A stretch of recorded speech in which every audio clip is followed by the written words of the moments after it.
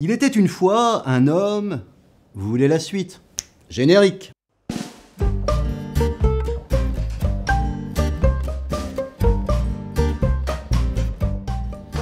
La chronique liturgique et spirituelle du mois. Il était une fois un homme savant qui, un soir de Noël, reçut la visite d'un fantôme. Celui-ci lui offrit le pouvoir d'effacer de sa mémoire tous ses souvenirs douloureux. Très vite, raconte Charles Dickens, l'homme hanté, c'est le titre du livre, regretta ce don. Car en annulant toute trace de la souffrance passée, il abîmait en lui la possibilité de compatir.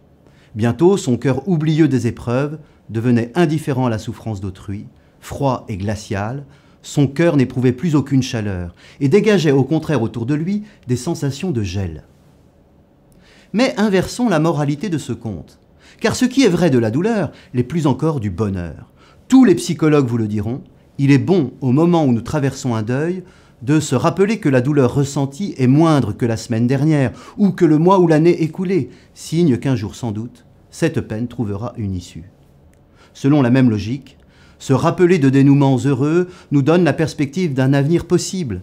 Passé et futur s'entremêlent, c'est la loi de tout progrès. On fait mémoire pour espérer. Or, nos souvenirs personnels se nourrissent aussi des grands souvenirs de l'humanité. Nous éprouvons le besoin de les commémorer pour ne pas oublier. Il y a des souvenirs de guerre où les héros et la lâcheté se mêlent, et puis il y a les souvenirs de la foi.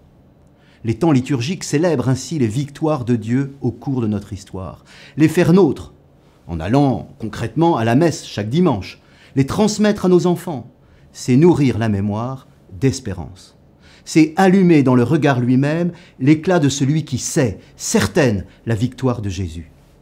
Cette mémoire culmine à Noël, où Dieu se fait petit enfant, signe de notre nouvelle naissance. Il faut beaucoup de temps pour devenir jeune, disait Picasso. Ce temps, ce temps long est celui de l'Avent, le temps du beau souvenir, de la mémoire de Dieu agissant dans l'histoire.